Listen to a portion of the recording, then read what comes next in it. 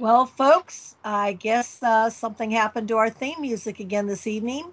The time is now the 5 minutes after 10 Eastern Standard Time and 5 after 7 Pacific Standard Time. I am your host, Maggie Rose McGrath, and this is the Concord Show being brought to you by Revolution Radio at www.freedomslips.com. Today's date is January the 25th, 2017, and we happen to have another person who does the roundtable on weekends, Jer Bear. He is bringing in as producing us this evening, so we can use his phone number as a way to call in the second half of the hour to be able to listen to Shauna. You can call in on the number that is listed at the top of the chat or the scheduling. And there is Studio B. We are in Studio B this evening. Our guest is going to be Shauna Cox. I'd like to do a little bit of housekeeping, please, first. I would like to remind all of you that right now we have only met about 1/3 of our goal towards the monthly cost to run Revolution Radio. Right now, we are needing $2,800 to pay for all of our operating expenses. We have seeds that you can purchase through Revolution Radio, both seeds that are heritage and heirloom seeds. You can purchase either for putting away for storage, for long-term storage, or for this spring having your own victory garden. I'd also like to be able to put out a big shout out to both Amanda and Patty. Their sons have served in the military as a combat medic in the military, and they are opening up, I understand, in Roseburg, Oregon. That's in Douglas County, Oregon. They've informed me they're opening up sort of like an antique mall, and it's going to be also where you can do repairs and reusing and creating. Their address is at 256 Southeast Stevens Street. That's 256 Southeast Stevens Street in Roseburg, Oregon. That's in Douglas County off of the I-5 corridor. Again, 256 Southeast Stevens Street. They are supporters here of Revolution Radio. So I want to put a big shout out again for Amanda and Patty and thank their sons for their military service. Also, I want to let you all know is that now yours truly, Maggie Rose McGrath, has, with the help of her friend Robert Guile, who is a computer consultant, IT tech, we have put up a website. I have my first website. You can go there. It's still under construction. It's at www.theconcordshow.com. That's www.theconcordshow.com. You'll see a picture there of the Minuteman. He was one of the original people during the Revolutionary War. He was a captain in the militia. And you'll see a picture of him standing there with his foot on a rock, and he's holding his firearms, his weapon. And as you know, this show was named after the Battle of Concord and Lexington during the Revolutionary War. When people back then decided that they weren't going to take it anymore and they were going to stand up for their God-given rights and for their human rights. And we were able to take back this country. We want to do it now, folks, non-violently. We want to do it peacefully. We've been trying to reiterate that to people time and again, that we want to handle this in a peaceful way. And that is another reason I'm so proud to bring on this show Shauna Cox. I met Shauna Cox a year ago. I was texting back and forth with my friend Angie Bundy and asked her, is there anything I can do for the people down at the refuge? She says, here, let me put you in contact with Shauna. So Shauna and I started texting each other back and forth, and she said, well, let me go talk to Ammon Bundy. She went to talk to Ammon. Ammon said, yes, tell Maggie Rose McGrath that what we really need is rat and mouse poison. We're being inundated with rats and mice here. They have not been properly maintained by the employees. The employees are gone for the winter. They will not be back out at the refuge until spring. See if she can bring some rat and mouse poison out. So my husband and I put that in the car. We went, made the purchases. We were heading out thinking we were going to listen also to Chris Ann Hall. We didn't quite make it in time for her talk, but we had the pleasure meeting everybody there at the refuge. It was a wonderful family-like atmosphere. People were cleaning, they were sweeping, they were praying. They were working together like one big community family. I was very impressed. That night, my husband and my son and I went to the auditorium at the high school where there was a community meeting going on. The next morning, we woke up at the Best Western. We met John Capel, who was with ABC News. He was also there for the night. And we went out together to the refuge again on the 20th and sat in on a 2-hour class on the Constitution. I again met all the people out there, many of the people that were working with Shauna Cox, women that were cooking in the kitchen. They gave me a meal while I was there. The place was very organized, very peaceful, very harmonious. And I was very impressed with the way people were conducting themselves. And from that point on, I fell in love with Shauna and all the people that she was working with. And you all know what happened a few days later. We got a call from Shauna after she was released up in Portland, and we had the pleasure of going up there and meeting her sister and some of the other people that were the main players in this saga. Shauna is an author of a book. She's going to maybe briefly be able to tell us a little bit about that book. She had eyewitness boots on the ground in Bundyville during the 2014 situation there, and pretty much we're going to just have her share with us what she wants us to know, what's going on right now, the information that she feels is really important to get out to you. In the second half of the hour, we're going to be wrapping that up, and then we'll go to station break. And then after the station break, we will go into the second hour. That first 30 minutes of the second hour, we will take phone calls to the phone number. I think Jer Bear has that number for us. It's area code 702. Jer Bear, are you there with us where you can give us that number? The phone number 702-605-4436. It is in the text next. Great, and it's also in the chat room. Okay, so folks, with nothing more to do, I would like to introduce Shauna Cox. Shauna, thank you for coming up on Revolution Radio here on the Concord Show with us tonight. Well, thanks for having me, Maggie. So good evening, America. I'm sure that there's still millions of Americans who wonder what is happening in Nevada and the Oregon trial still to come. So everything I tell you, and I have so many things to tell you, it's hard to remember everything, and I hope I get the things answered that you have questions to, that these are my opinions and my witnesses. So I will try to answer your questions later. I wanted to tell you that I'm going to start with Nevada first because the trial begins on February the 6th. They actually will just begin to do a jury selection at that time. I don't know how many of you already know the story of what happened. I'm sure most of you do. And at this point, right now, the update is that we have been put into 3 different tiers. All of these men that are arrested here are still in prison. They've been here for just right about 1 year now, with no bail and still held in prison. I'm going to name you the men that are here in Nevada, and I'm going to tell you the charges that are charged against them.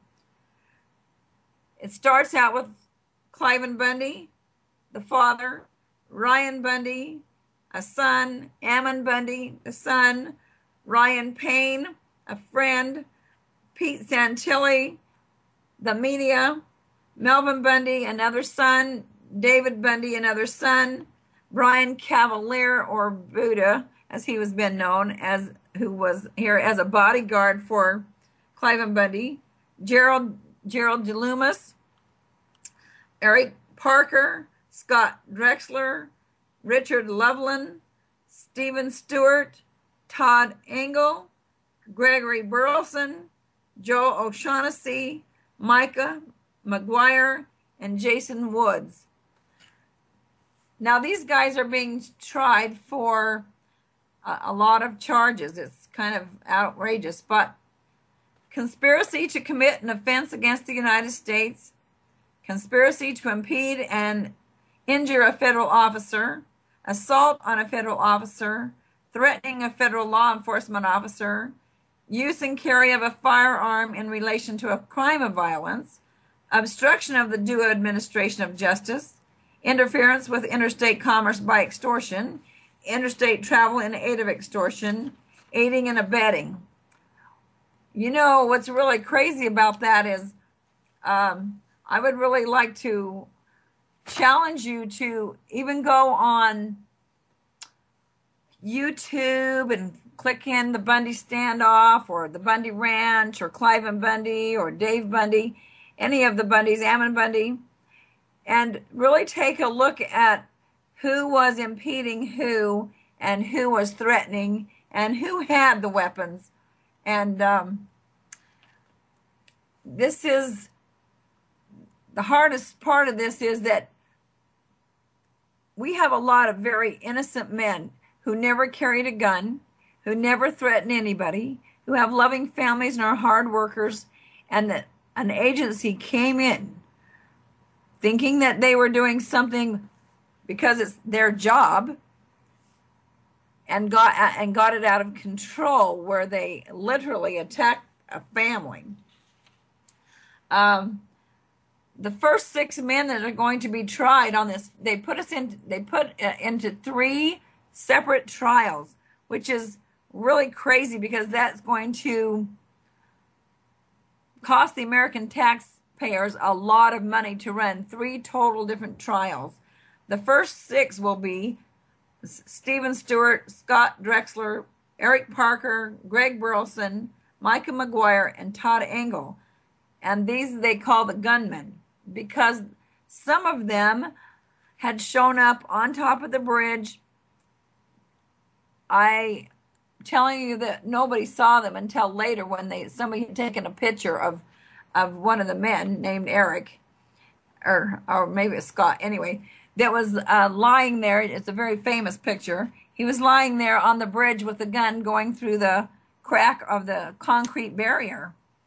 But if you take a really good look at that picture, you will notice that this is not an illegal weapon. It's a deer rifle. It doesn't have a scope. And as far away as anyone is from that position, you couldn't hit him if you were a sharpshooter.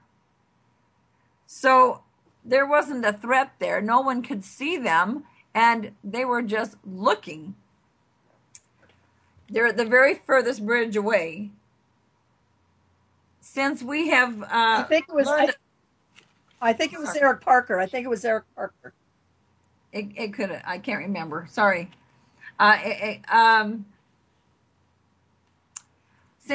Since I have come down here to help them, we have learned more about them. Actually, none of the Bundys knew their names. They'd never met them. I never met them before. I didn't know them. Most people had not, because they only arrived right before this thing took place.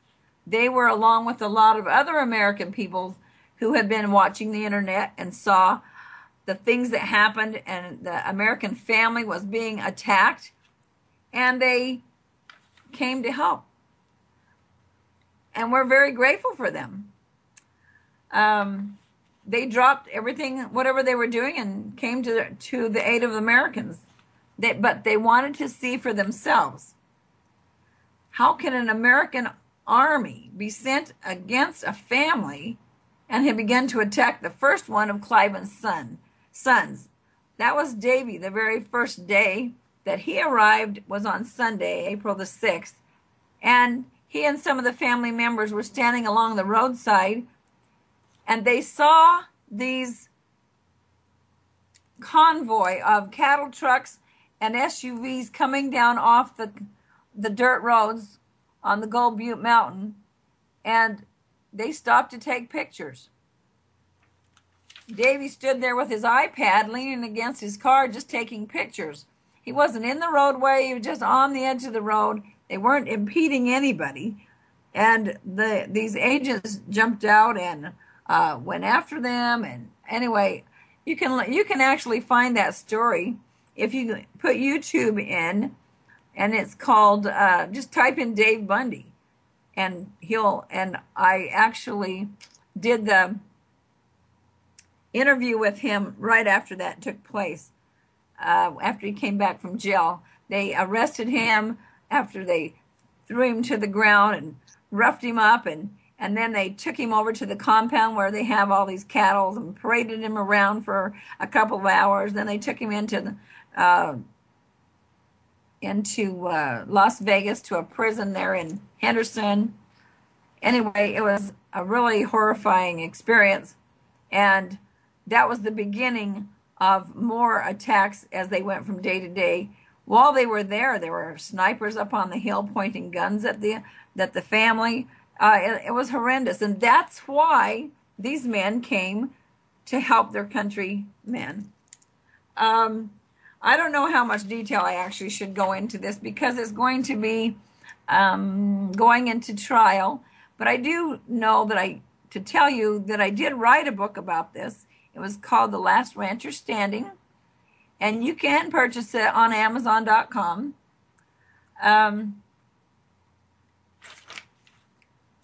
Now, I understand that many of our friends are going to be going this Saturday to John Day, which is where you and Lavoie, and you were in Lavoie's truck when you guys were ambushed and assaulted, what we call Bonnie and Clyded. You were actually on your way to John Day to meet with the ranchers and the farmers and have a constitutional classes in the Constitution or talking about committees of safety. They're going to be having the meeting with Lavoie that never happened this Saturday in John Day at the John Day Fairgrounds from 4:30 p.m. to 10:30 p.m. on the 28th of January, this Saturday coming up. And Jeanette Finnegan is going to be there with much of her family, Chris Ann Hall, constitutional lawyer, and many other guest speakers. Do you have any other friends or anybody that you know, Shauna, that's going? Oh, there's many. There will be a lot of people there in support, but there's always safety in numbers, and so we say that everybody's welcome. We appreciate people because if it's in your heart to do the right thing. Now, speaking of that, it was like what happened up in Oregon. There have been a lot of things that we've uncovered that there have been many people that have been sent into, I guess you can call it spy on us, because they're undercover agents to not just see what things were happening, but some of them tried to ramp things up and make it into something bad, which created maybe them to try to make some charges against us. But if you pay attention to all the videos that you've watched, probably on the internet, because there's been many, many, many, you will see that everything in Oregon was very peaceful. That we prayed every morning and night, and that's the way it was in the Bundy Ranch. It was a constant praying morning and night and on the food, and there was peace there, and there was love there, and there was never anybody out to attack anybody or do anything hateful or mean. That's not what we were there for.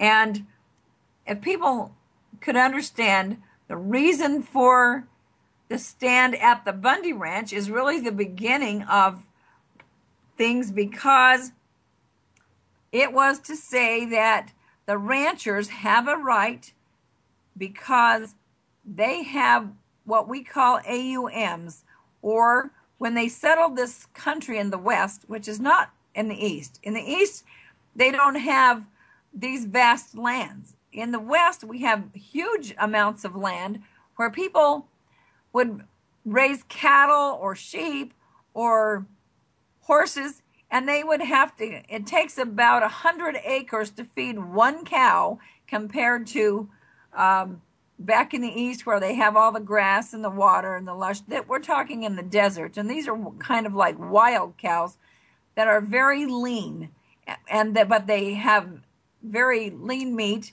and they survive in this desert land. But it doesn't say that rancher owns all that land, but that he has a right to that land because they were there first, and they established their rights. They own the water, they own the forage, which is what the animals eat, and And that doesn't stop people from coming and hiking and filing for a mining claim or any of those types of things out there, or riding their, their four-wheelers or whatever. It doesn't stop that.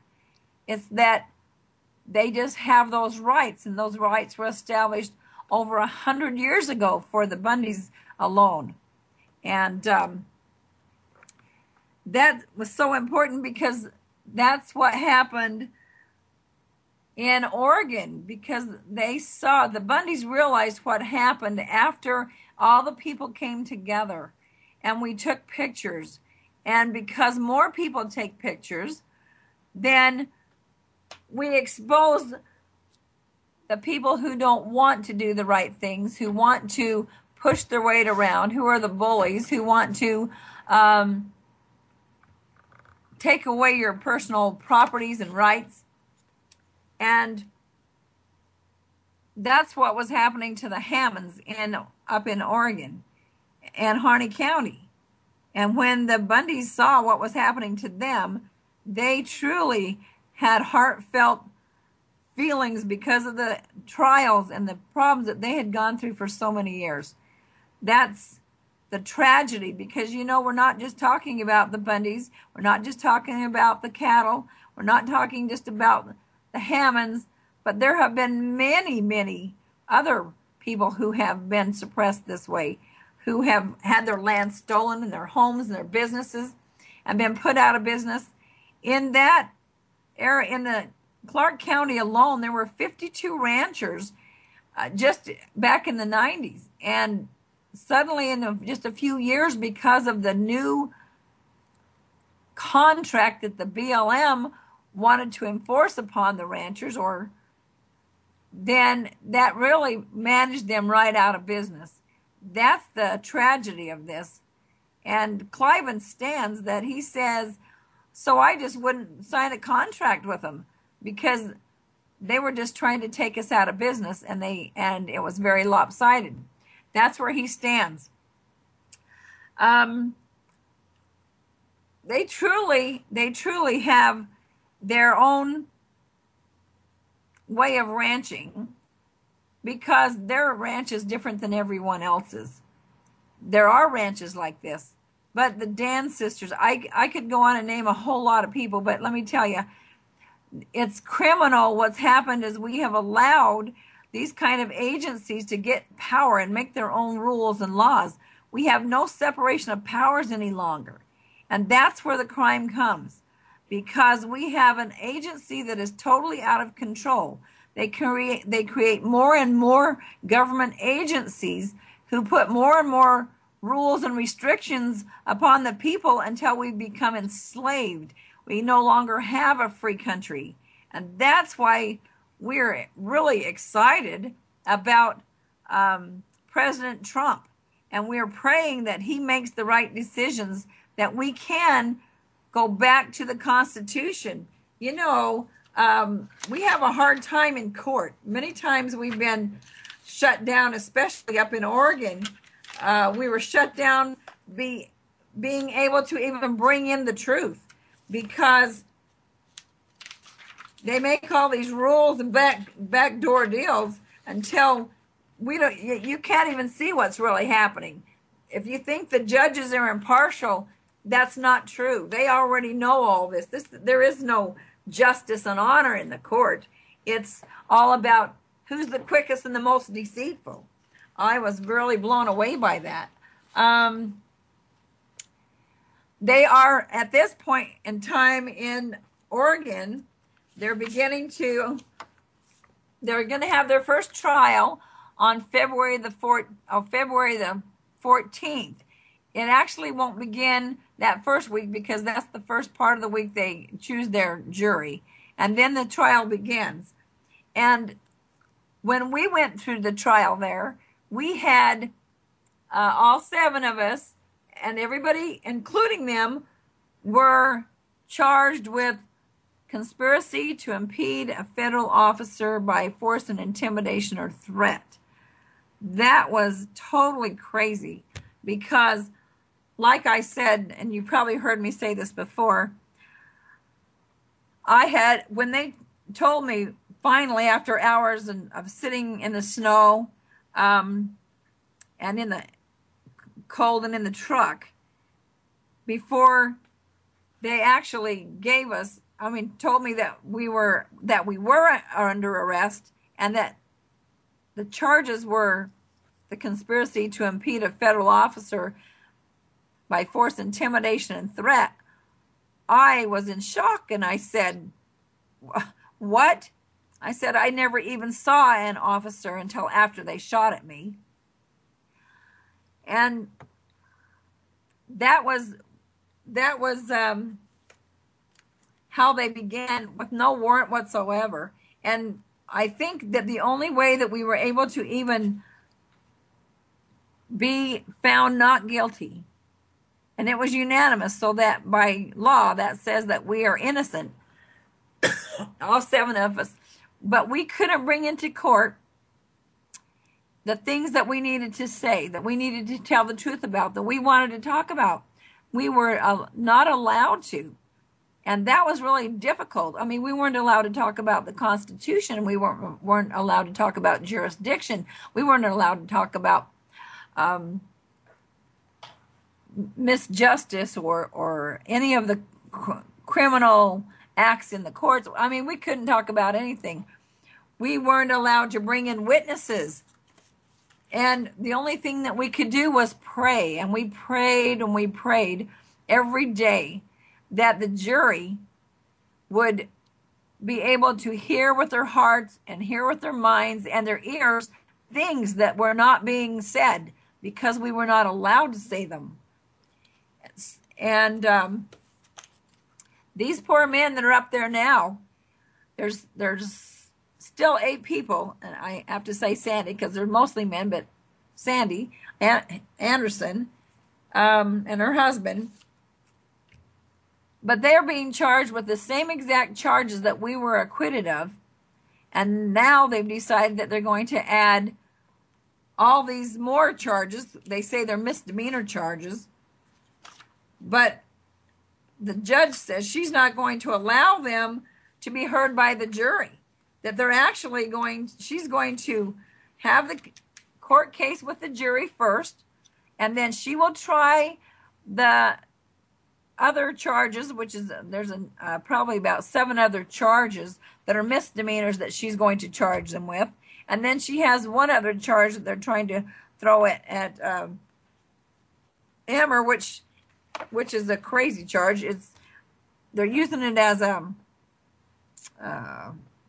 felony because this trench that he dug allegedly actually had cable already in it, and they were saying that he had desecrated some Indian artifacts or something, which is not true. And then they paid a high dollars to haul in dirt to fill the hole back up. Well, there was dirt there. Why didn't they just fill it in? It's anyway, it's crazy. Shauna, So I was there.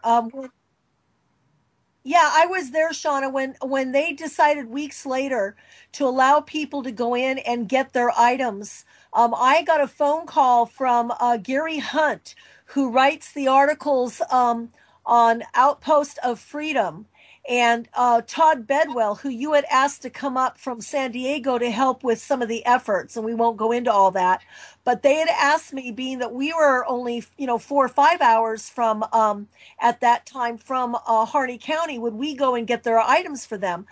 Gary had some cameras, he had some drones. Ammon Bundy had between $4,000 and $6,000 under his mattress that Lisa wanted me to get. Todd had a lot of equipment. And so we had to get notarized statements from both Gary and Todd to go up there and get these items. We drove all night, got there at 5:30 in the morning because we were told we had to be there at 12 noon. Tom Davis and 3 other women were there to get your car with the tow truck drivers, to get your car and your belongings off the refuge. And when they finally decided not to let us get the stuff until the next day, we saw the hole that was there.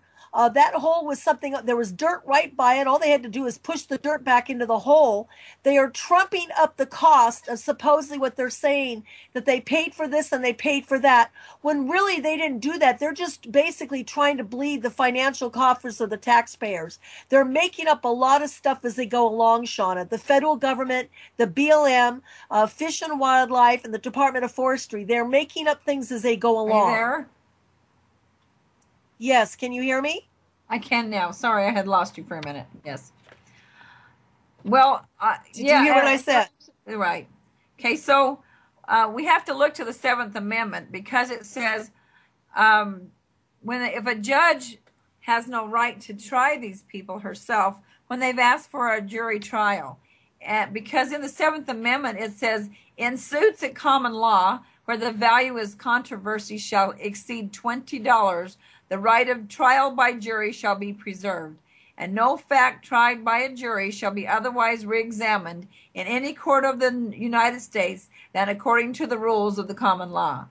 So between the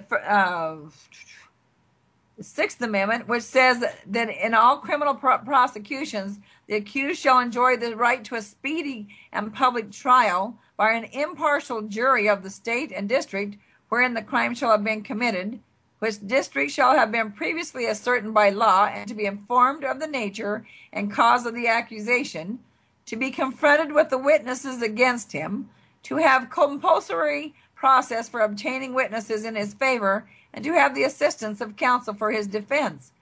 We have problems with all of the Sixth Amendment, because where's the speedy trial that they're guaranteed?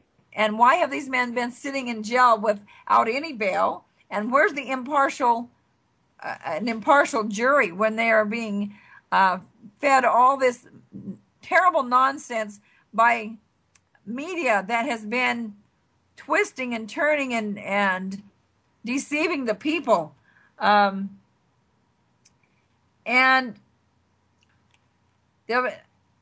they have now, to be. are you telling me also that not?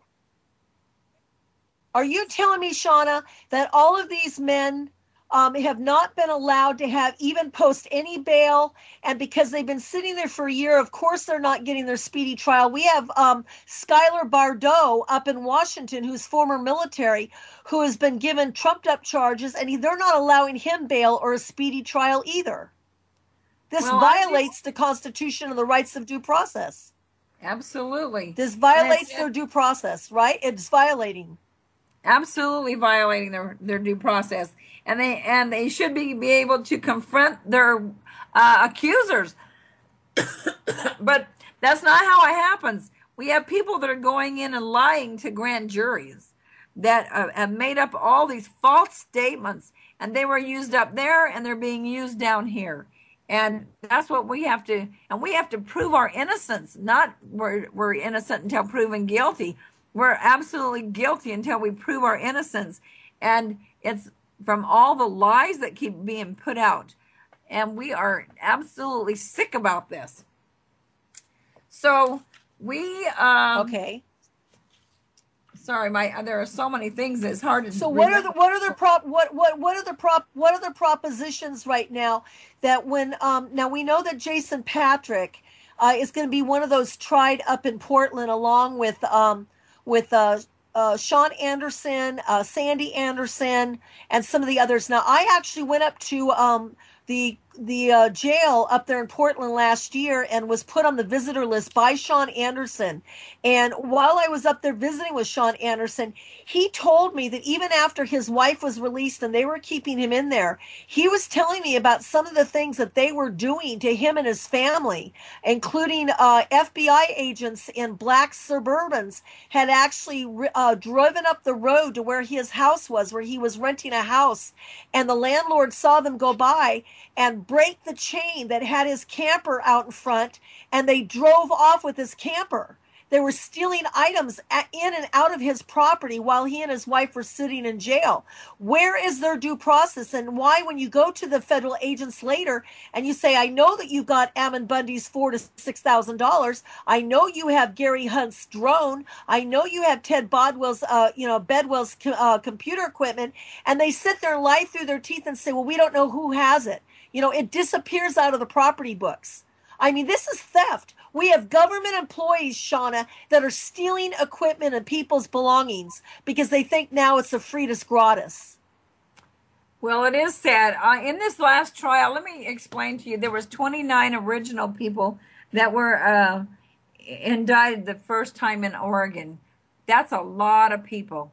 And I have learned that through their process, these courts have been able to set up a system where the attorneys will come and put the pressure on you and give you advice, because the best thing they can do for you is get you to plead out.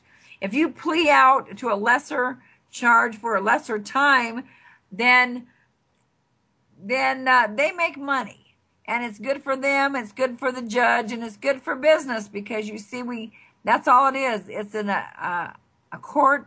It's appellate court. It's a court it's all about money. And so the first ones, when we went in, we already had 11 people who pled out of Oregon. And it was because they wait for a while and they break them down and they threaten them and they give them a really short time. They say, okay, if you take a deal by, like in 3 days or in 2 days or whatever, we'll make you this kind of deal. And otherwise you're going to be here forever. And they trump up all these things on this chart that says, for this crime, you're going to spend another 5 or 6 years. You're going to be here for 7. You're going to be here for a lifetime. You're going to be here 25 to life. I mean, it was unreal the other day when I sat in court with these first 6 men here in Nevada, and the charges that they were being charged with and then being cited. They read them all of their the maximum sentences, and they really, really run them over the coal, especially if you tried to go pro se. We had one man that was going pro se, and they wanted to make sure that he wanted to stay pro se, and they put the pressure on you, something awful. They send one judge after another, or your attorneys in, to really try to scare the pants off of you so that you will not go pro se. And then read you all of the maximum sentences they can possibly throw at you. And when they got finished with Todd Angle the other day, it was unbelievable, because it was like maximum 5 years for this sentence, fine of $250,000. It could be one or both. We have, the judge has the option to, implement both sentences, or it could be a minimums of 7 years. And if it's more than one of those minimums of 7 years, then you automatically on a second one will be 25 years to life. It added up to 3 or more lifetimes by the time he got finished, by the time they got through telling him all the charges that were against him. What I thought was really funny was that Todd Angle said, and this is the first time I really ever met him, and he said, well, you don't have to read them all. He says, because I'm not going to prison. And he's very confident, and he knows that the Lord's on his side. And I think that is phenomenal. And then finally, when the judge got through reading all the charges, she said, and now, after any of these charges, after all these charges, if you've been found guilty, we can add $100 each on top of them. It's that we have to add $100 charge for each. And he threw his hands in the air and says, well, isn't that over the top? Gosh, like $250,000 isn't a big enough fine, so we got to add $100 more. Anyway, it was crazy, but I was really impressed with him. I think that they try to keep their spirits up. They get beat down some, but they know that they're fighting on the right side and that God's going to protect them and help them. And there has been, like I said, 11 of them pled out up in Oregon. We still have, the first trial went through, we were acquitted. The second trial is starting on the 14th. And that's Sean and Sandy Anderson, Daryl Thorne, Jeffrey Stanek, Travis Cox, Jake Ryan, Jason Patrick, Dwayne Emmer. And not only are they being charged with the same charges that we were charged with, but like I said, they added a bunch more misdemeanors, which is unreal. I'm happy that we're going to be able to go to John Day. Well, there's going to be a lot of people at John Day, I think, but I think that people should go there and they need to stand up for the meeting that never took place. That was supposed to be a very uplifting, good meeting, and I'm sure this one will be too, because it's just going to show the truth about the people and that they really want to stand together for this country, that they have it in their hearts and they have a lot of love. Let me tell you, it's wonderful to be around them. You get charged up. It's every American needs to reach into their soul deep down and see where their true loyalty is. Who is your God? Is it gold? Is it God? What is it? And we have to get on the side of the Lord so we'll win. We can't win without that. We need to stick together. And I always tell everybody, take your camera. And that was the saving thing, I guess you'd say saving thing, in all situations so far. Because a picture's worth 1,000 words. And I think because of that is why the Lord put me in that truck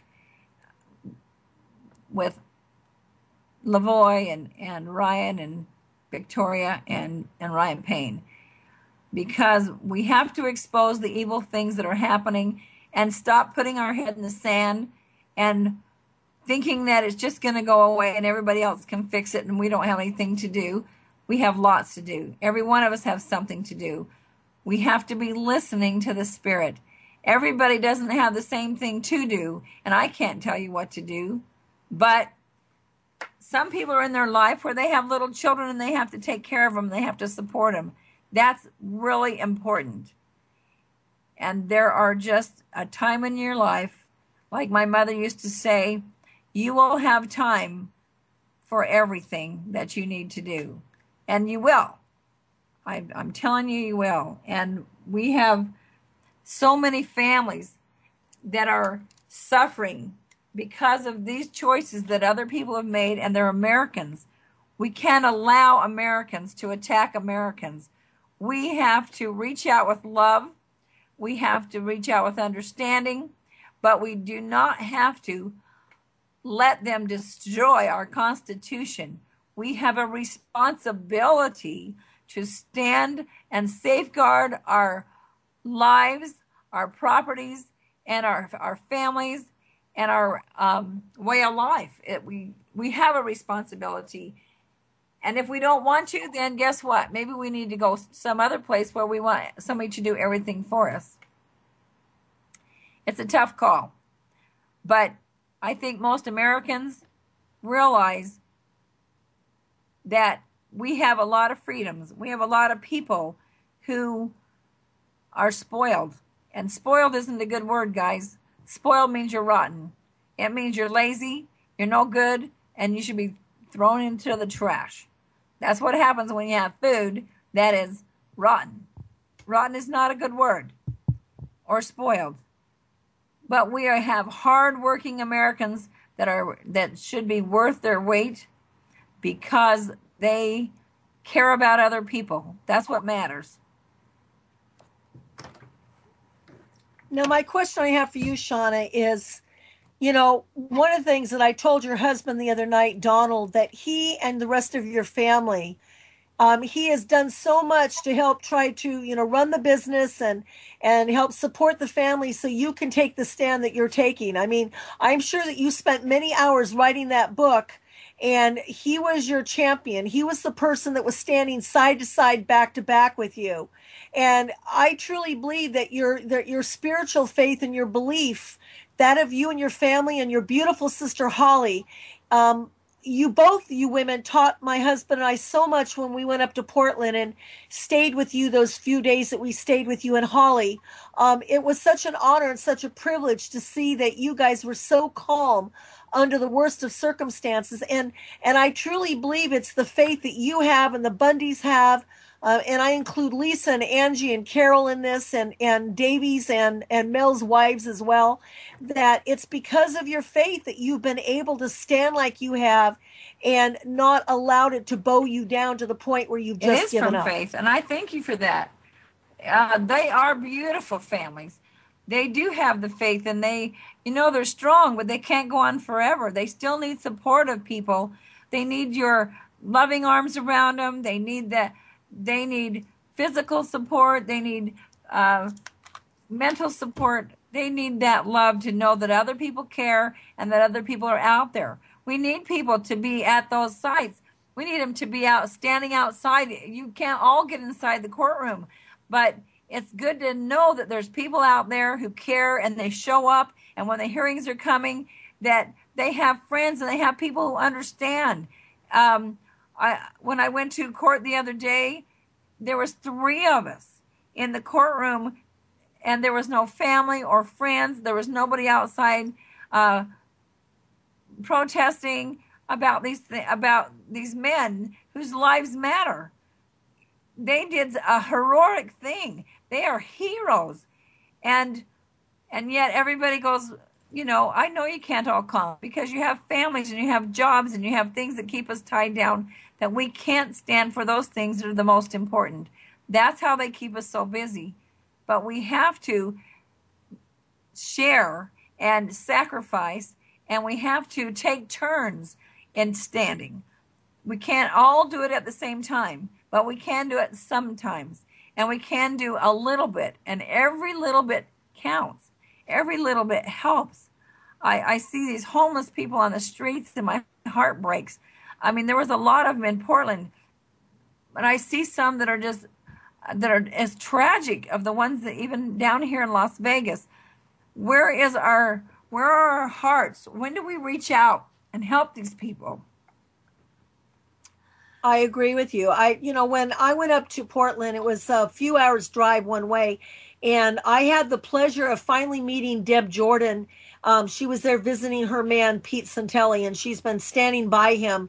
And I met with Mo. Everybody called her Sergeant Mo. She was a staff sergeant, retired out of the U.S. Army. She knew that I had retired out of the U.S. Army. And both she and I were standing there, putting our names on the visitors list to go up. Like, I got to go up to meet with my husband. I went up to visit Ryan Bundy. We were put on his visitors list by him. Sean Anderson put us on his visitors list. And for those people that we were not on the visitors list, we were taking what little money that we had, and so was Sergeant Mo, and we're putting money in the commissary accounts with many of these political prisoners, these patriots that we had never even met when we were up in Harney County. It did not matter. They were brothers and sisters that took a stand. They were the ones that they didn't pay the ultimate price like Lavoie did, but they paid the next thing right below it. And I mean, you were one of the fortunate ones that they let out early on. But many of these, I think what they're afraid of is that they're going to speak for the Constitution. They're going to keep shouting about due process. And that's why they're keeping them locked up in solitary. That's why they're keeping them political prisoners, because they're hoping that the American people will forget about it. The news media won't cover it.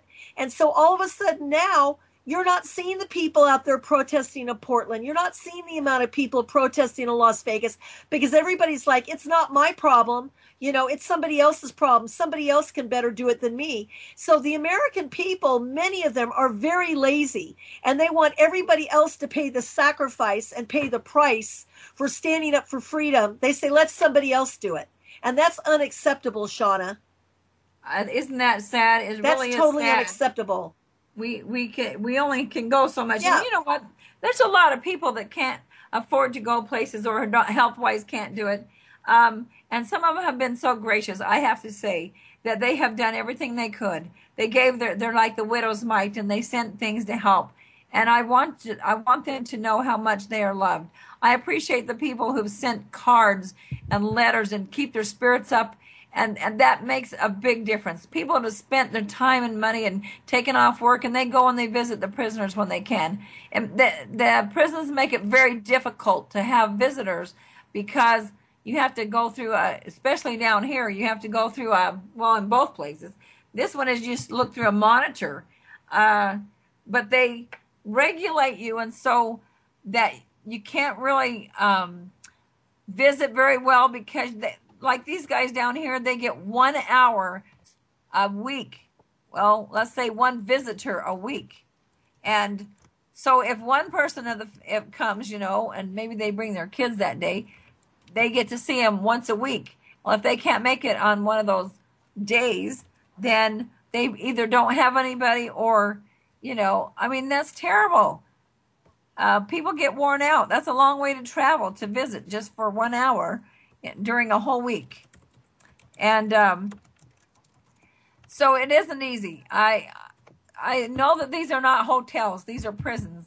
But why are they keeping good people in prison? That's the big question. Why Americans? Why do we have people who can go downtown and protest and break cars and set them on fire and beat up people and kill them? And they don't spend near the time that these men have been sitting in jail who have done absolutely nothing. They didn't carry a gun. They didn't shout fire. None of that happened. And yet here they are sitting and they can't be there to even defend their family or to provide for them. Well, Shauna, we're going to come right back after the station break. Folks, call 702-605-4436 if you have any questions. 702-605-4436. We will take phone calls for 30 minutes, which is the first half of the last hour. We're with Shauna Cox, and this is the new Concord show and being brought to you by Revolution Radio here at www.freedomslips.com. You're with Shauna Cox and yours host, Maggie Rose, and board engineer, Jer Bear. Producer.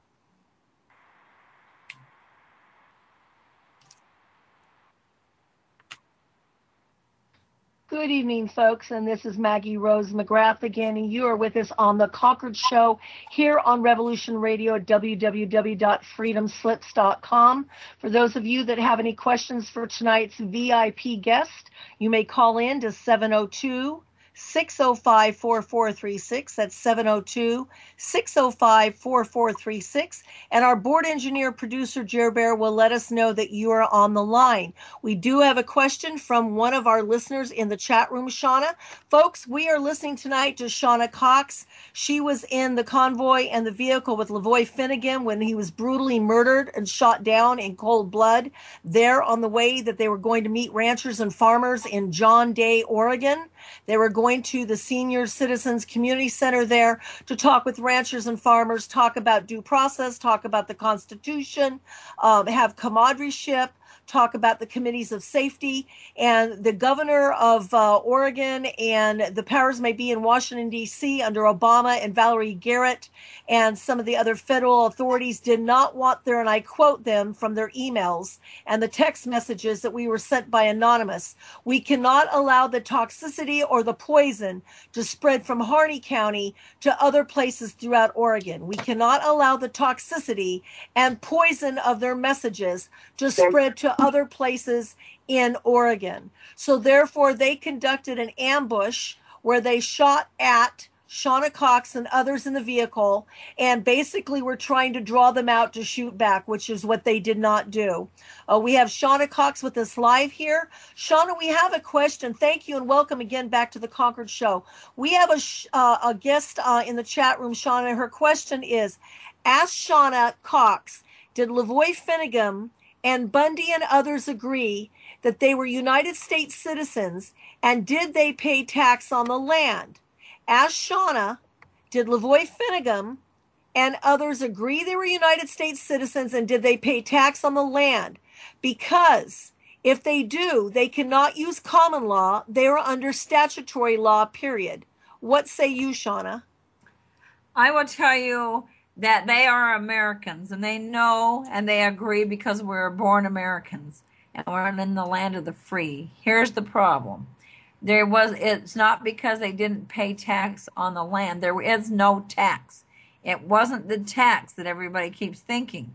What they're complaining and charging them with is that they didn't pay for their AUMs. Now, AUMs are charged by the amount of cows that you have or livestock, and it's used to hire what we call the BLM. The BLM is a Bureau of Land Management. We cannot force someone to sign a contract with anyone to manage their property. If you don't want management, you do not have to take it. Cliven only refused to sign a contract that would manage them out of business. That's what happened, and that's why 52 other ranchers are out of business, because it was no longer profitable to make a business when they were being regulated down to where they couldn't make a living any longer, and they had to move on. Of course, their children aren't going to want to do it because there is no money in that industry any longer. The problem with that is that then we lose our cattle industry, and what are we going to do? Import all of our beef? From where? Exactly. Now, I also understand that the Hammonds were the last ranchers and farmers that were left standing because the government was able to flood with water out all the other ranchers and farmers, but because the Hammonds were on the higher ground, they could not get flooded out. And what they were saying is, we are willing to pay grazing fees, but it has to be reasonable. And the Bundys said, we will pay our grazing fees, but not to the federal government, who has no right to own land or manage this land. We will pay the grazing fees to Nevada. But Harry Reid, who had a deal with the communist Chinese, told the people in Nevada, the legislature, do not accept the grazing fees from the Bundy family. Now, Shauna, we have a caller that's calling in. Jerry Bear, would you bring up the caller, please? He dropped. I understand we have a caller. He dropped. Okay, he dropped. So, Jerry Bear, why don't you ask your question now, Jerry Bear? You had a question for Shauna. Hi, Shauna. Hi. Yes. Hi, Max. Anyway, I'm over, just real quick, I'm over at my Facebook, busted my chops to try to wake some of my old comrades up from high school. It's like, deadheads. You know, wake up, America. We're here trying to show you something. Anyway, I just want to say it's a pleasure, Shauna, that you're with us, and I got a chance to mingle with you. I like to say is, yes, I recall Vegas in the 80s. We had 60 ranchers out there going fishing, and I could not figure out till Mr. Bundy had this incident back in 2 years ago that where they all went. I didn't understand it, and why the steaks used to be $2 at the Horseshoe. Everything was cheap for a nice steak, and this is what happened. They pulled the wool over our eyes, and the Bundys are heroes in my book. I need to go with you and find out when you go. I'll back you. I never know when the court system is, but you got my back. Okay, I'll go with you. I appreciate it. Do you have a question? My question is not at the moment. Go ahead. I just want to say thank you. Oh, thank you. I Okay, appreciate so, that. Shauna, can you kind of give us a little bit of a feeling? You are basically what we call in the Army boots on the ground, eyes there. You wrote this wonderful book again. Would you please tell the people what the name of your book is and where they can get that book? The book is called The Last Rancher Standing. It's the incident that took place in Nevada at the Bundy Ranch on the Gold Butte. It is the story I wrote was because I knew that the Lord had told me I must write this book, because I saw many miracles, and that was at the very, very beginning. There was peace and love in the home. when all around us there was chaos and things that were happening. And the people across the nation, as I would ask them why they came, they would always say, I just felt like I was supposed to be there. And they came, and they came in support. And a lot of them, most of them were saying, we couldn't stand the fact that, and understand why Americans were being beat up. I mean, they could see pictures. The people weren't armed. They were being tased. They were being attacked by dogs, and they had no weapons. Why was this happening?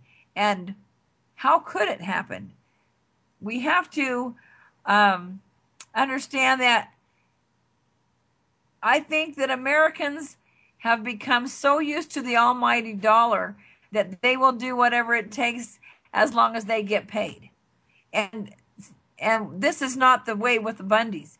I saw how much they gave. They fed people. They took care of people when they came. They gave everything and more. There were people who donated, but they gave Cliven would give you the shirt off his back. He is one of the most generous, loving men I've ever met, and he taught his children the same. And you will see that in their demeanor and their speech, and they have every right to protect their family, to protect their animals, to protect their home, their rights. They actually own that property, and they have a right to protect it. It's guaranteed in the Constitution. Where's the Constitution, and how have we allowed it to be stolen from us?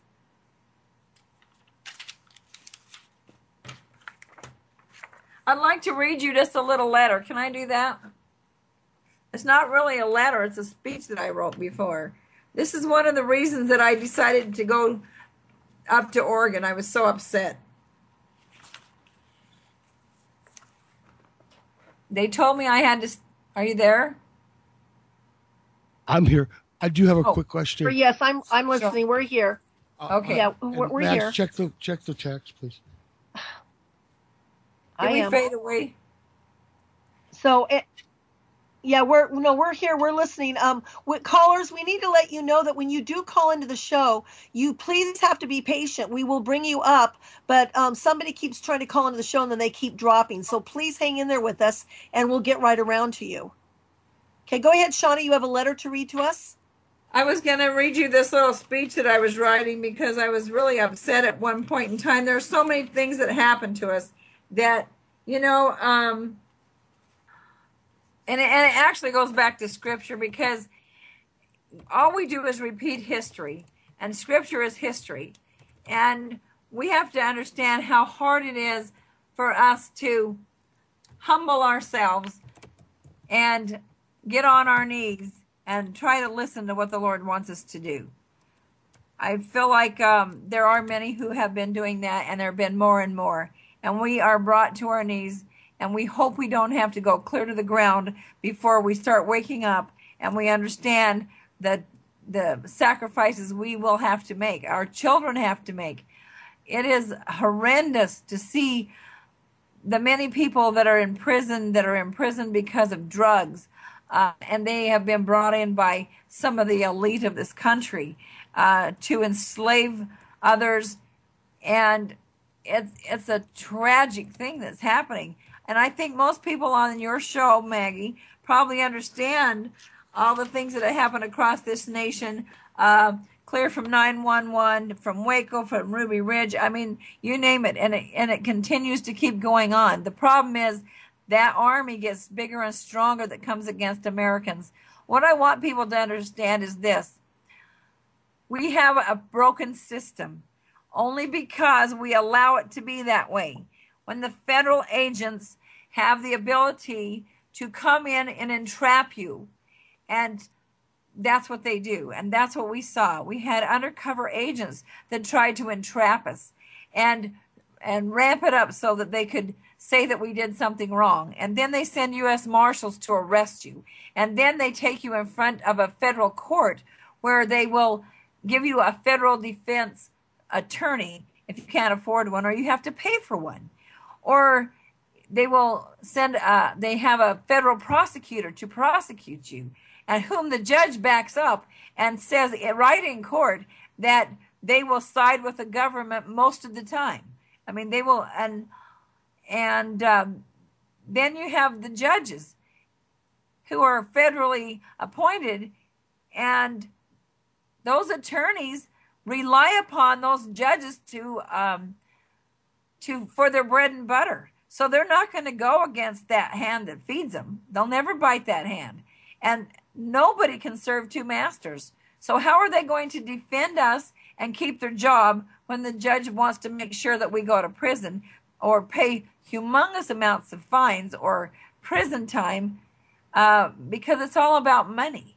It's a conspiracy against the American people.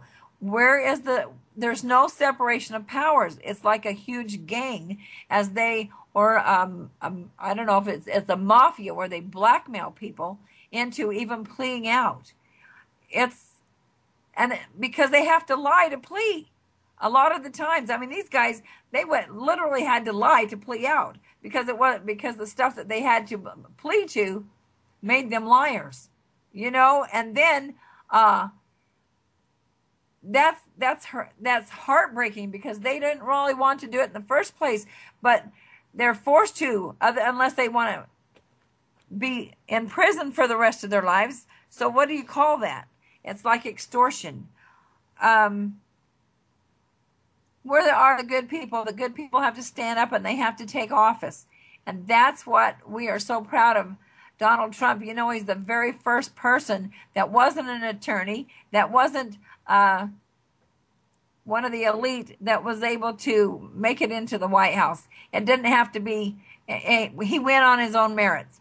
That's good. Now we hope that he is always on the Lord's side and that he will do the right thing. And we're glad that no president has more than 4 years. And the Constitution is set up for that very purpose, that when we have a representative government like we do, when we got ones that aren't doing the right thing, we can throw them out. You cannot vote out a federal judge or a federal prosecutor or a federal attorney. You can't. They are an absolute gang. Entrenched. Entrenched. They're entrenched. Yeah. They are. They're dug in. They're entrenched. And they make their own. They are entrenched. Now, Shauna. Yes. There you go. And that was one of the things, Shauna. I don't remember. Were you there on the morning of the 20th? Weren't you there when Ryan Bundy, Ammon Bundy, Ryan Payne, and Lavoie were teaching the class on the Constitution in the firehouse? Were you there for that 2-hour class? Yes, absolutely. I thought I saw you sitting over. I'd already heard that many times. I've been involved with them for a lot of years. So yes, I do know that. So there was a gal that was sitting on the there was a gal that was sitting on the floor in front of me. I was sitting on one of the cots, of the litter cots, and my husband was standing behind me. And there was a gal that was videotaping, and I only videotaped a portion because my camera ran out of battery, but she was videotaping the whole thing.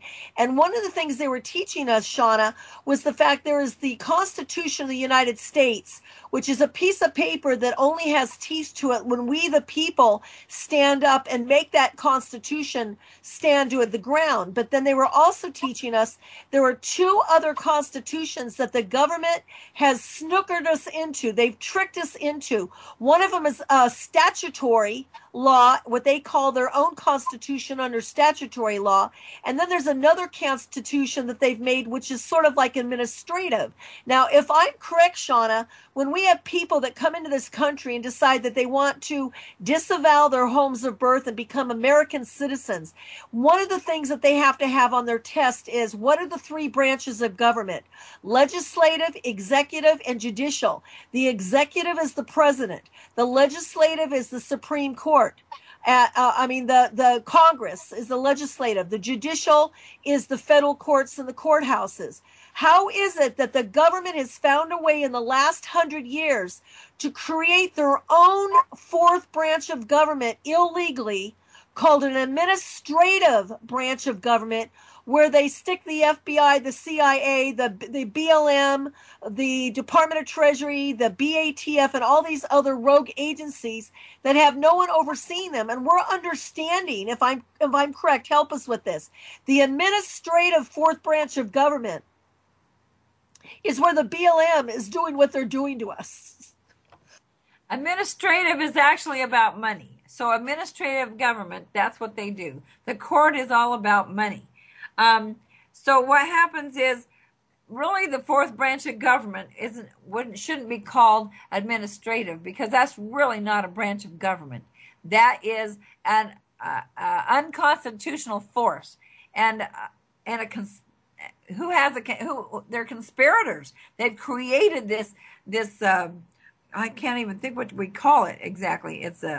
Anyway, the fourth branch of government, as Justice Scalia told us, is that we have a jury. And that's what we learned. This is the absolute truth, was during our trial. We had a jury of our peers.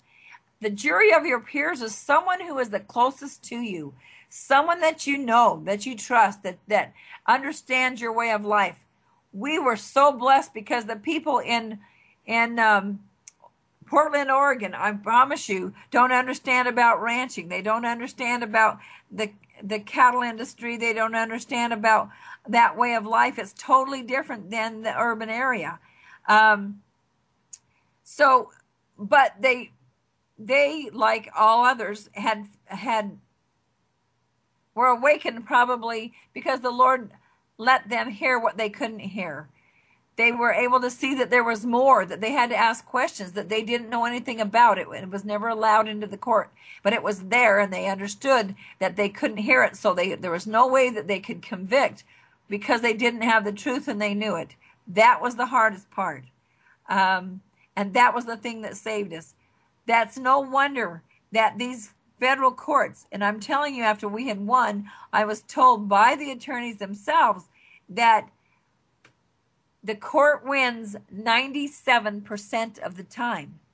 So we were a very small minority, a very exception to the rule, that we actually won the court case. And the only reason we did is because of the jury, and because the Lord inspired them, I'm telling you, because they did not understand our way of life or the culture, but they do understand right and wrong. And that's what was the truth.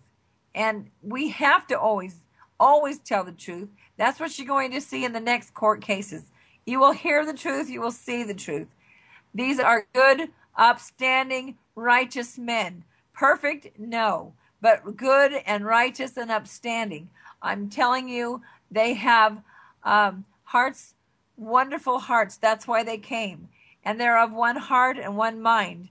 And they came because they wanted to keep America free. They came because they understand maybe not all of the Constitution and maybe not all the rights, but they do know the difference when someone is being evil and someone is being good. And they felt it. And that's what I'm telling you, that they came because they felt it. And that's how we can tell the difference between right and wrong, is you will know in your heart and you will know in your mind, and it feels right. And that's why they stood. And we are honored, and I'm very humbled by them. Well, I am so glad that, that definitely that those people that were on the jury, what's upsetting to me is the fact that when they know now that you guys basically were exonerated from everything and you were cleared, so they're now going to go after the Andersons and Jason Patrick and all the others up in Portland on the same thing. But they want to make sure, because they lost face here. They know they were lying. They know that they were making you guilty and then trying to say, now you have to prove yourself innocent, but we're not going to allow you to present all the evidence to present yourself innocent. So they were so angry at the jury for coming back with that decision that now what they're going to do is they're going to try all of the others on the same charges they tried you, but now they're going to put all these trumped up misdemeanor charges that are made up and add to those same people that did the same thing you did. They were in the same place as you were, And yet they're going to say, okay, we want to make sure that if there's a jury that finds them innocent, like they found the last group of people, we're going to make sure that the judge will then have all these misdemeanor charges we're going to add to this second group of people, and only the judge will be able to make the decision on the trumped up, made up misdemeanor charges. This is a travesty. And when I'm kind of curious about Shauna, I'm very curious about something. I don't know exactly what happened in the courtroom, but we were told that you were there, and that when they were found innocent, that the judge was basically asked by the attorney who was for Ammon Bundy and the others. He said, wait a minute, I want my people now released. And the judge was not going to release them. And he started to argue with her. And the U.S. Marshals, we were told, jumped on him, tased him, physically assaulted him. And that David Fry jumped forward to try to help the attorney. And he was also arrested and hauled off to jail with the attorney. Now, were you there? Did you see this? I was there, and it's not quite like that, but it kind of.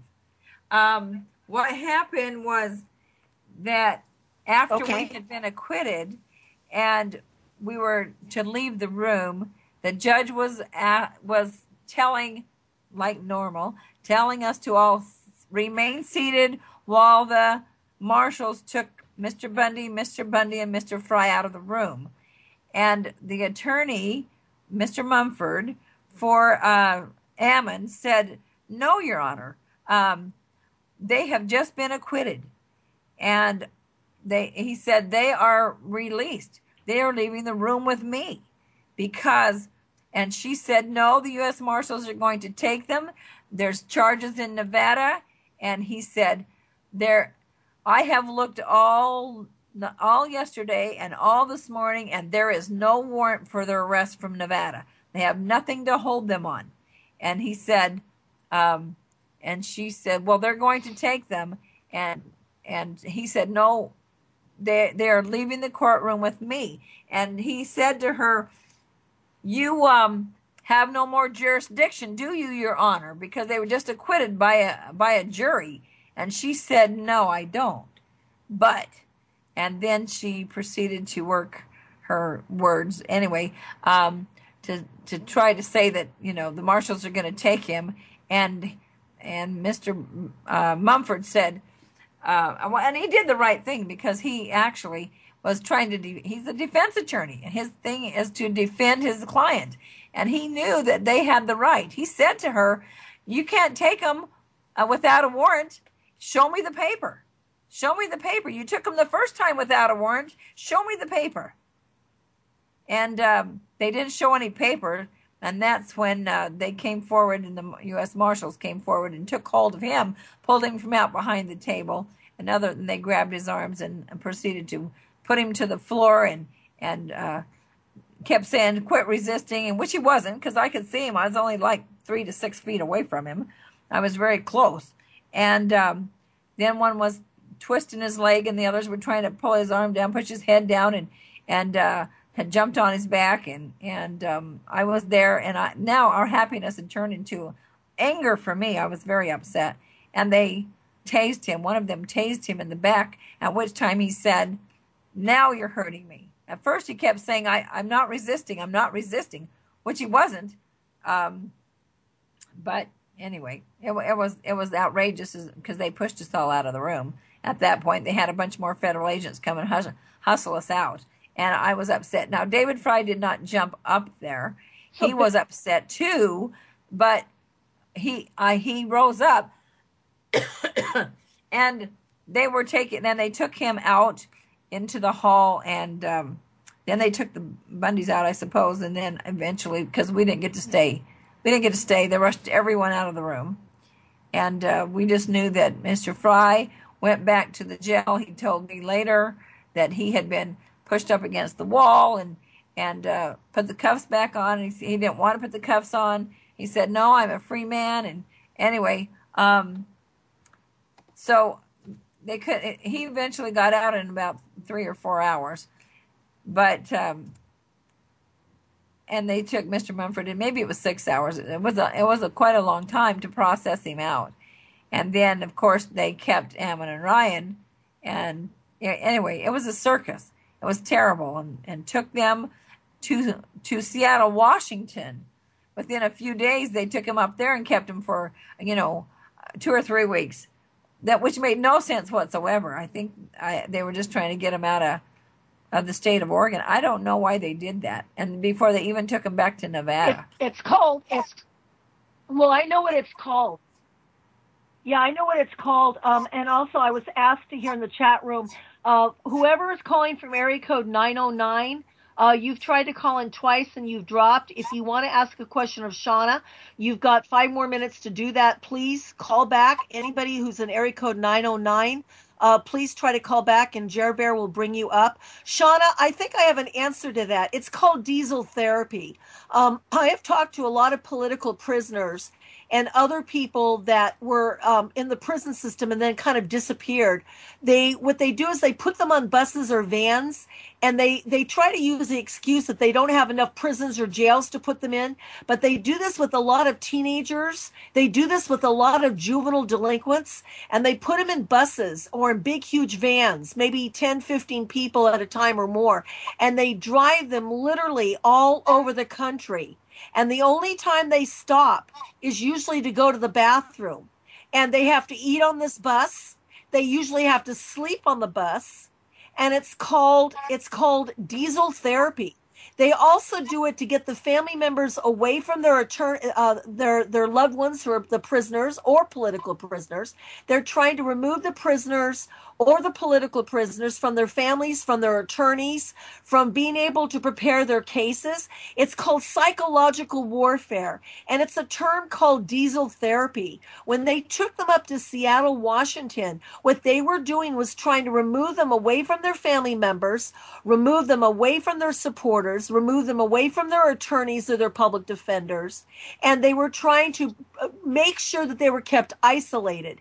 And that's another form of diesel therapy, and that's what they did. Now, we have a question from Jared Bear. He wants me to ask you, Shauna, if there was a question that came out of the chat room. Do you think Pete Santelli is a shill? What does that mean? SHILL. No, I do not. I think that What is a shill? Well, my understanding is that people are thinking that means he's not real, that he's been placed there by some kind of government agency. But Pete is for real. He is a ex-Marine. He is very well educated and has a lot of knowledge, and he knows a lot about media, which has been phenomenal. He put out a whole bunch of awesome things down at the Bundy Ranch and here at the, and at the Malheur.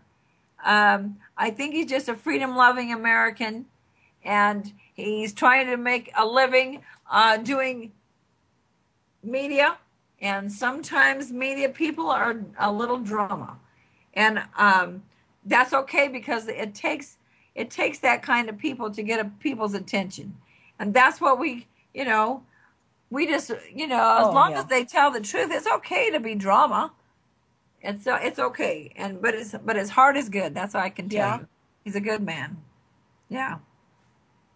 I agree with you. There's a lot of people out there like people like Pete Santelli or John Statmiller or Alex Jones. They may be making money off of what they're doing, and sometimes they might overemphasize or get a little bit what some people call drama queens. But then there's most of us here on Revolution Radio, and there's over 90 show hosts here who we are all volunteers, and none of us are getting paid for anything. What money is brought into Revolution Radio helps to support, to pay for the Skype, the electricity, the computer access.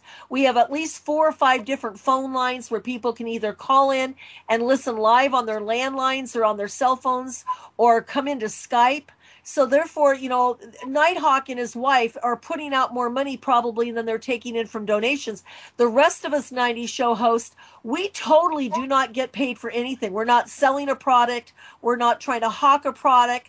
For me, usually when I bring up a guest, It'll take me maybe 2 or 3 hours of talking to the potential guest, interviewing them, getting the information they want to put out, looking it up myself, verifying the evidence and the documentation. I can put in anywhere from 20 to 30 hours a week in preparing for 3 of my shows. So I think Pete Santelli, in what he was doing, he was such a threat, Shauna, because he was so outspoken and because of the fact that he was putting out the information he was. Mike Emery. Mike Emery was up there on the day that Lisa came to pick up Ammon Bundy's belongings. And he was there the day that you had your 3 girlfriends and Tom Davis come to the refuge to pick up your car and your belongings. We talked to Mike Emery. Now, he's made a few mistakes that might have gotten him where he is, but I also believe that the government was there with his so-called friend, and they basically set him up because of the fact he was with the Voice of Idaho. And he and his wife were trying to make sure they had videotapes and audio tapes of everything that was going down. And people like Mike Emery, Voice of Idaho, and people like Pete Santelli are considered a threat to the federal government because they know that our controlled media is ABC News, Fox News, CBS, CNN, NBC, MSNBC. These are controlled news media if they want to keep their licensure, if they want to keep their jobs. But we in the alternative media, Shauna, we're getting paid. And they would love to take us down. And that's why I believe they went after Pete Santelli. That's why they went after his girlfriend, Deb Jordan. I think that's why they went after Mike Emery. What do you say about that? I really believe that because Mike Emery is a good man. Like I said, these poor guys got set up. They got entrapped. And it's terrible when you can't trust people or believe in them. That's what happened at the refuge. There were people that we uncovered that were informants.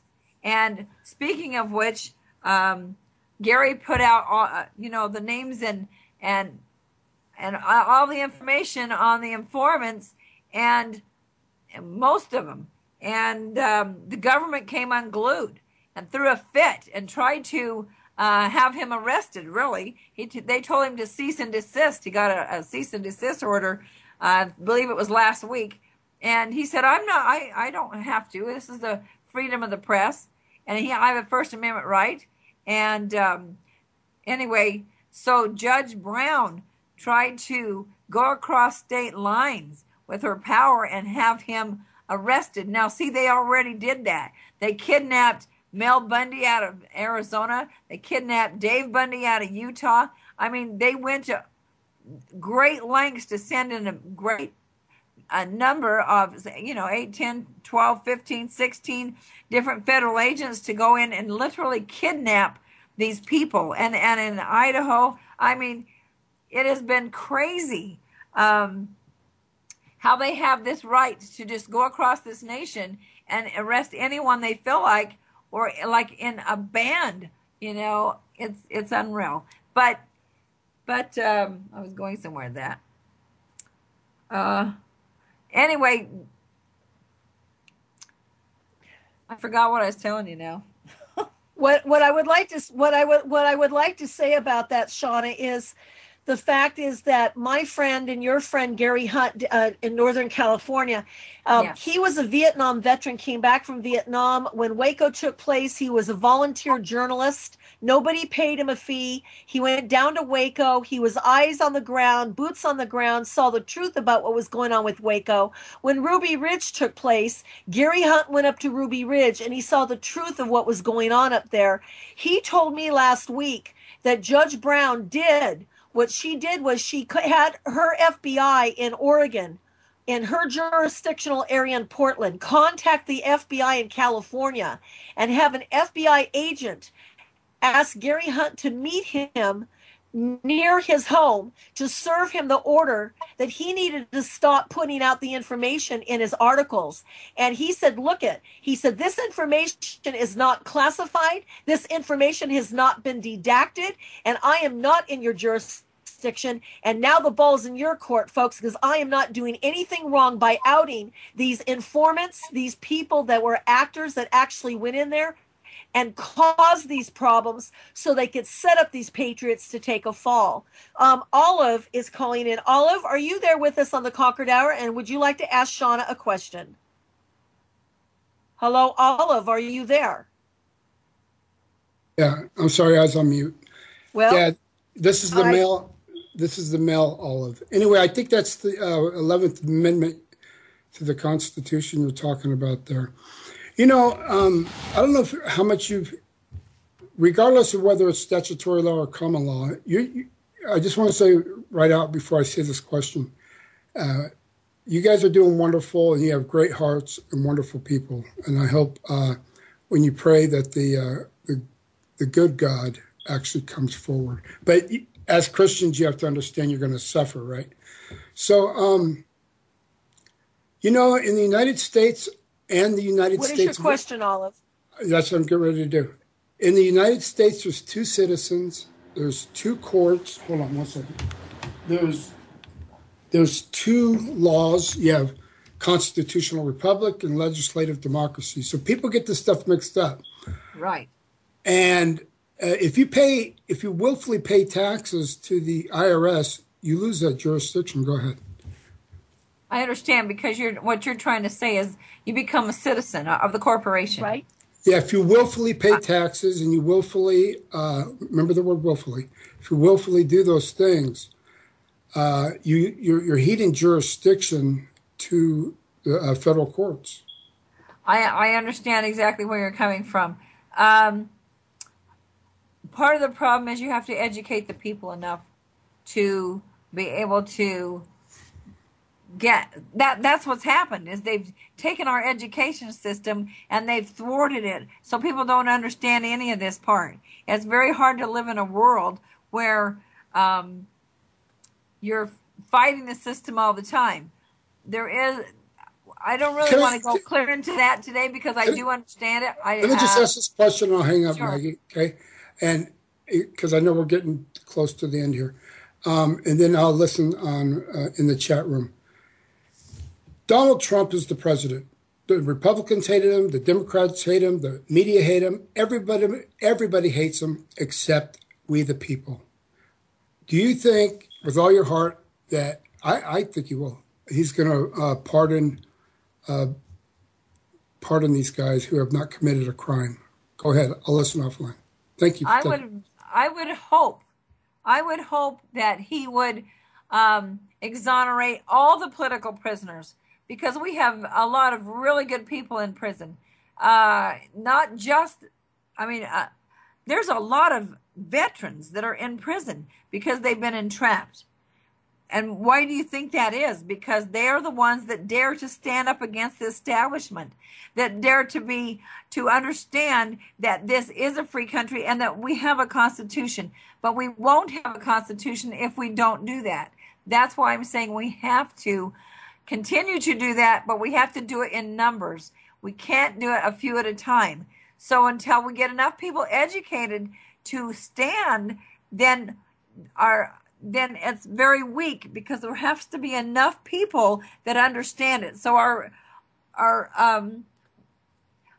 education is liberation, if that makes sense.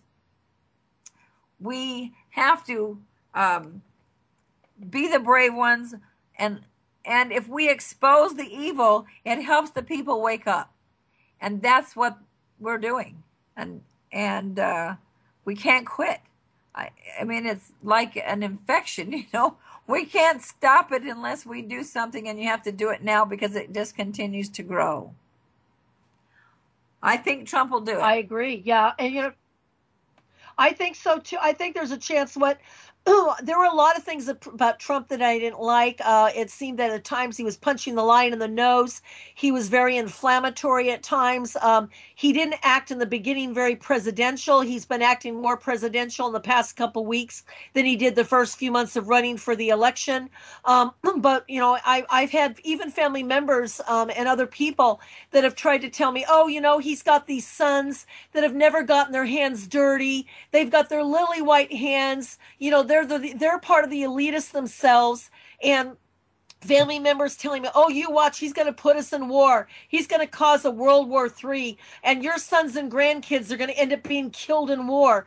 You know, if we start off right away by judging Trump and assuming that because he's not a Democrat or because he's not Greenpeace or because he's not this or that, that he's going to be this horrible, horrible person, we're not even giving him a chance, you know? Jer Bear wants to say something. Shauna, Jer Bear, go ahead. I like to say that he just signed an Jer executive. Bear. Yes, I'm here. Can you hear me? Yes, we can hear you. Thank you. I'd like to say that Yes. Donald Trump just signed an executive order, 2 of them, to continue the pipeline that's going to go from Canada and North Dakota all the way to Louisiana to be refined. He says in that statement that it'll put like 30,000 people to work, that it'll be all good. The pipes will be made in America. That's caca.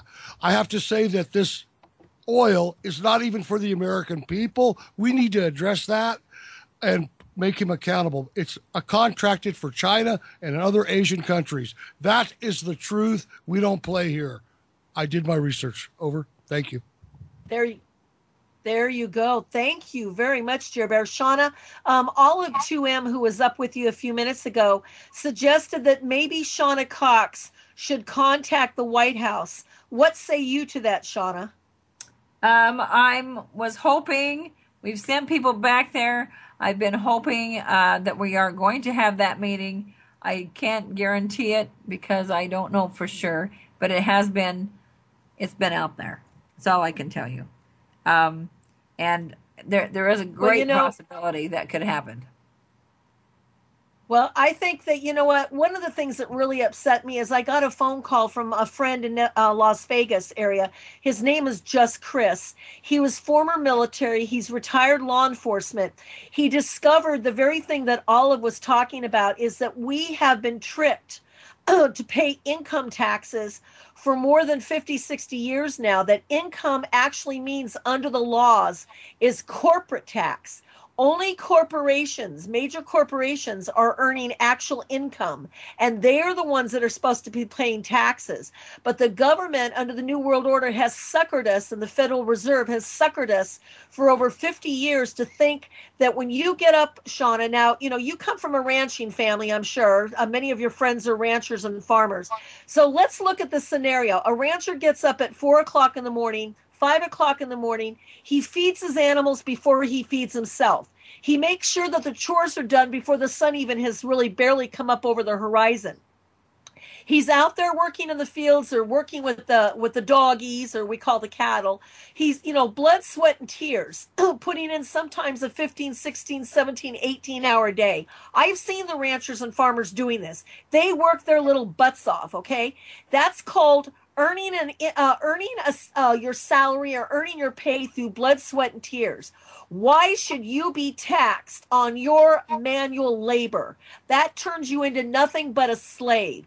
So if they have tricked us by making everybody in America afraid and say, look, if you don't pay your state taxes and you don't pay your income taxes and you don't voluntarily, they even say on the paper it's voluntary, but if you don't voluntary, you're going to go to jail. You're going to have your house taken, your cars taken, your boat taken, your livelihood taken. They're going to go into your bank accounts and take every penny that you have in your checking or savings, okay? So it's not voluntary anymore. Income is for corporations to pay taxes, not the American people. And that's what Olive 2M was trying to say.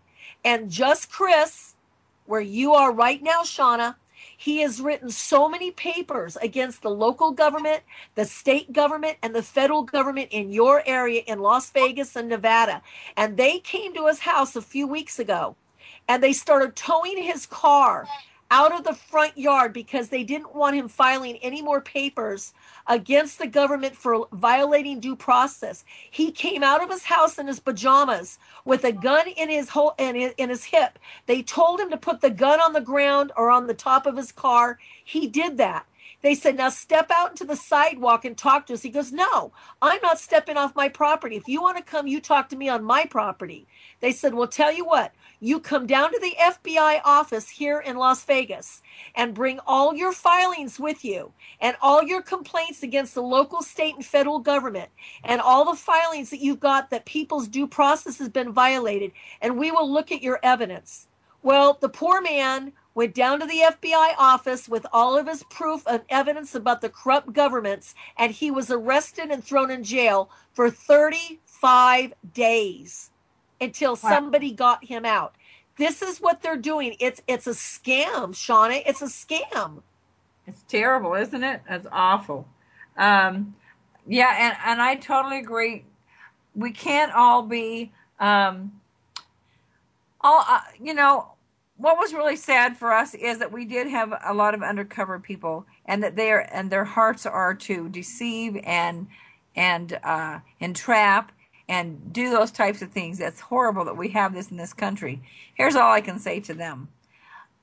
As long as we're doing what we're supposed to be doing, the Lord's going to protect us. And no matter how many of them come against us, if we have faith, we will be able to defeat them. That's all we can do. We're not going to be perfect at it, but they won't be able to do the things that they want to do as long as we are standing our ground and being truthful and honest. We don't have to face these judges because all of us have an ultimate judge to face, and their day will come. I really do have to tell you one thing, though. I have to thank my husband. You brought him up earlier. Thank my husband for all the sacrifices he's had to make while I have been away during all these trials and all these legal fights and protests that we do, because he has been phenomenal, and it's very supportive, and it's very difficult to take over, and where I just left off and dropped everything into his lap and am here. We all are sacrificing. We're sacrificing a lot, and we have to, because we look at the our founding fathers and how much they gave, and we don't even appreciate it because we haven't had to give that much, but we are having to give that much, and if we don't wake up, we will be giving even more. So I appreciate all those people who have been waking up and are awake, and some are even further ahead than others by far. But their job, if you've learned more, you need to educate more. That's all I can tell you. So help to share. I also want, if there's people who can, if they have a little bit of money, go to the Citizens for Constitutional Freedom. You can find it on the Facebook too, and donate a little bit to these families and to all this legal things that we're doing. We have, I'm telling you, we have a group here. I call them my team, and they are doing it from their heart. They're paying to do it, not getting paid, and their funds are running very low. I should say they're living on hope and prayer. And if anybody cares to donate a little bit, then please go to that site, Citizens for Constitutional Freedom, and donate there. And Maggie, I can't thank you guys enough for all this, for coming and protecting me and standing by my side, and for getting us to the places we needed to get, putting the word out. And you do that all the time. You're always trying to teach people, and that's awesome. And I appreciate that, because I know you're giving a lot too. There are many who have been giving so much. Shauna, it was a pleasure. Yeah, it was a pleasure. My husband and I, when we were told by our group to go up and provide security for you and Holly from the paparazzi, and we moved you from hotel to hotel to make sure that you could have your needs met and that you were where you wanted to be. That was a pleasure. That was our way of giving back to you. You gave up so much more. We're coming to the end of the hour, Shauna. I would like the people to know that if they go to www.theconcordshow.com, it's still in its creation phases, but I'm going to put a link to your website, Shauna, Can we bring you back another time, Shauna, here on the Revolution Radio? Is that okay with you? Yes, and I'll try to be a We little would more like to have you prepared. come back. Okay. Well, folks, this Saturday night is going to be the event that never happened with Lavoie. It's John Day, and Shauna Cox will be there with the rest of us. They're at the John Day Fairgrounds on 28 January at 4:30 p.m. They're at the John Day Fairgrounds in Oregon. We want to see you there. Shauna, God bless you. Thank you so much. And Jer Bear, thank you. All of you listeners, all you people that called in the chat room, thank you. This is Maggie Rose, and we'll talk to you all next Monday morning at Studio A. You're listening to Revolution Radio at freedomslips.com. We'll be right back after this message.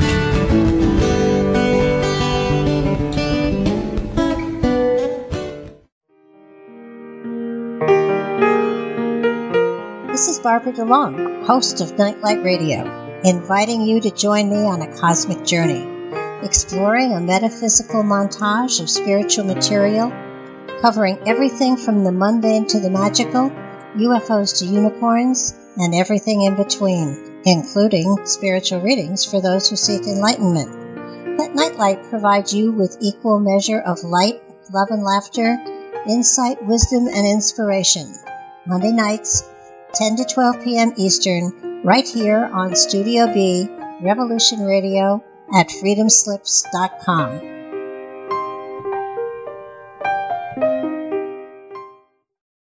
Who are we? Where do we come from? Are you curious about the origins of the human race?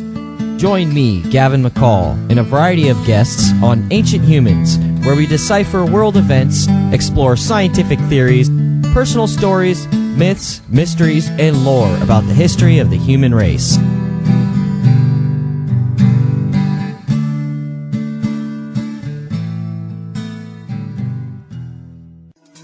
Listen in on Mondays, 8 Eastern Time on Revolution Radio for Journeys with JP. With a variety of guests, each giving their perspective on their journey into the now. Join me and my guests Mondays, 8 p.m.